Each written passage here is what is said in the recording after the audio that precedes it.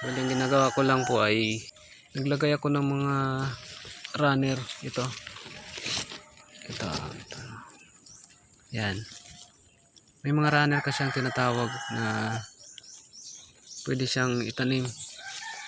So, para siguradong mabubuhay siya, hindi ko diniretsyong putulin. Halimbawa ito. Yan. Pag pinutol mo kasi yan, possible po kasi mamamatayan. So, ang ginagawa ko lang po ay pinapaugat ko muna siya sa ganito. Yung pang markot ko na gamit. So, pwede rin gamitin dito sa runner natin para mapaugat natin yung strawberry. So, ayan o. Ganyan. Napaugot ko muna yan bago ko putulin para sigurado siyang mabubuhay.